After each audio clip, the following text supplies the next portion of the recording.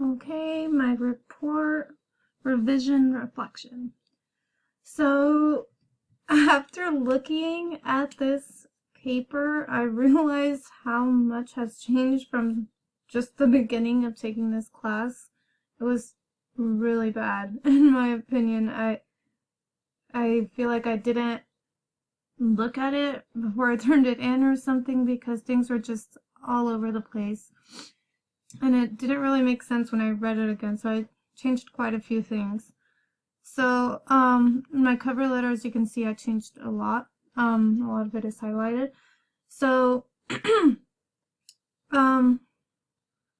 I changed all of this because it kind of seemed like I was writing a proposal instead of a report, and I think it was just because I was very confused in the beginning of the semester, but now that I go back and look at it, I realized how I was just not doing what was intended, I guess, or what was expected.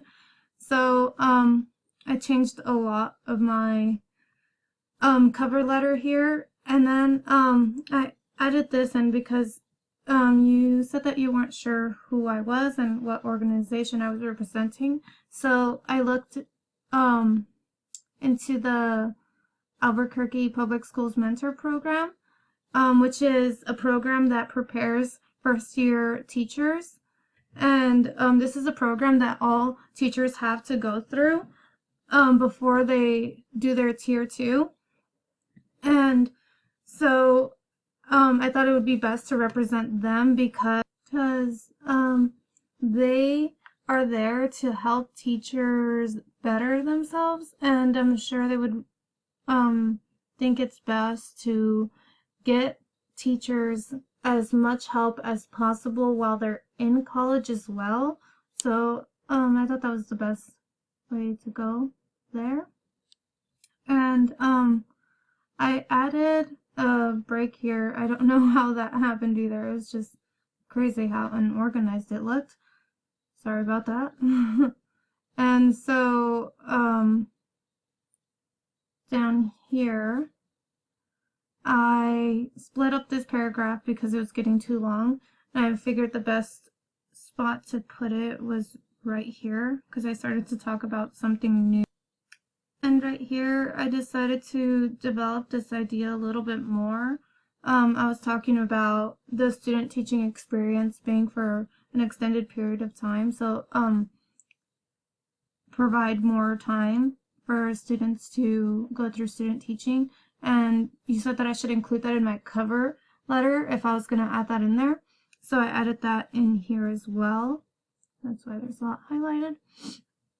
And down here in methods, you told me to find a better word, and I put former instead. I was able to email some of my former instructors and ask them for help.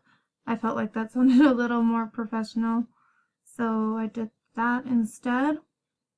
And then down here I could see how it was a little unclear, probably for someone that doesn't know what the traditional way of student teaching is. So I explained it a little bit in the next sentence right here. So I put, this means the teacher candidate is primarily observing and taking notes on what they see their cooperating teacher doing. And then down here I added, being able to interview two people in completely different programs give me the opportunity to get an insight as to what programs are effectively preparing teacher candidates. I felt like by adding that in, I was being a little more specific and it made more sense that way.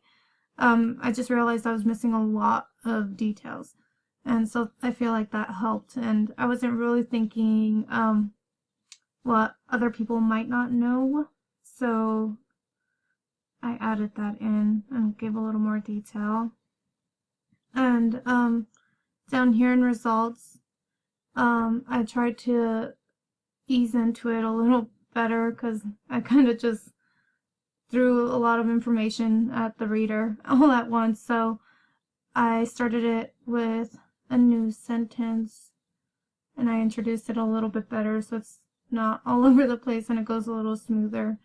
So I put, I gathered some very interesting information that through the surveys and interviews I conducted. First, I noticed in the data collected through the surveys, and then blah, blah, blah, blah, blah.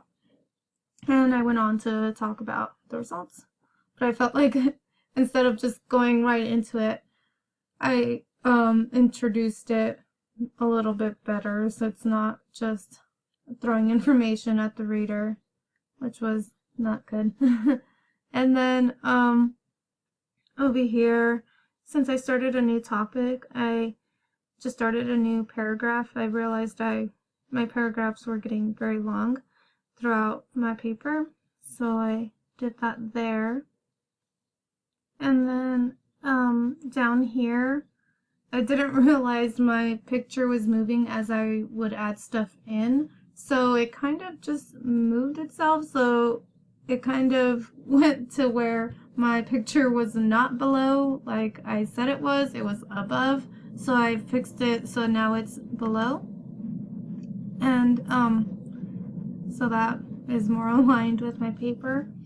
And then down here I added this right here. Since I was talking about the length of the student teaching experience, I decided to add a little more detail for the reader that might not know how it works at UNM. So I said that at UNM you have to you do your student teaching for 3 semesters, and you're in the classroom 2 days a week in the first semester, 3 days the second semester, and 5 days the last semester. And just to make that clear with the reader, just in case they didn't know. And then down here, you said it probably isn't a good idea to end a paragraph with a quote. So I added this. I put, "This is why I believe she's okay with student teaching for 3 semesters rather than just 1, because the more experience in the field, the more you learn." So it kind of explains why I added that quote, which I feel like helps improve my paper as well. And down here in discussion, I realized that I was writing more of a proposal than anything, so I took out a lot of the things I had in there. So I took out questions I had, like how can we help improve, or how can we, I felt like that was going more for a proposal than a report. So I see that now, and it just was really hard, I guess, in the beginning of the semester to understand that. I don't know why, but now it makes sense, a lot more sense.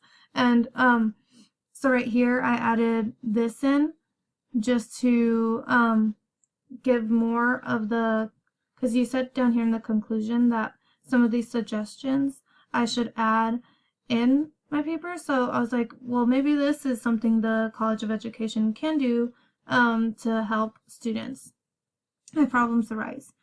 And then down here I added quite a few things as well. Since a lot of the people that responded didn't know about the licensure process, I said maybe the College of Education could find a way to inform teacher candidates about this process before teaching on their own.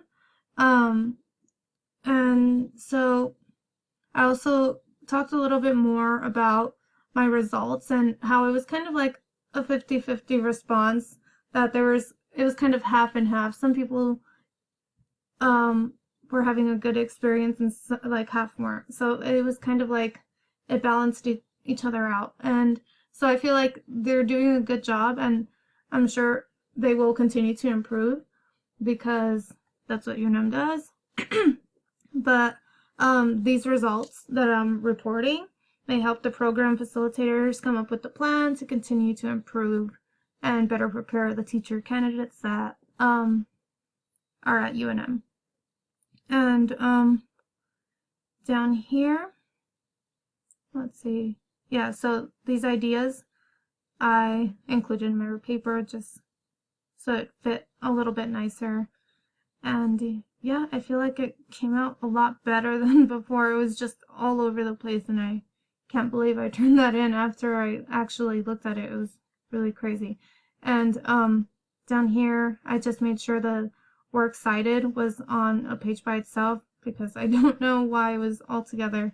It was just crazy. But yeah, and then the survey questions, and that's it.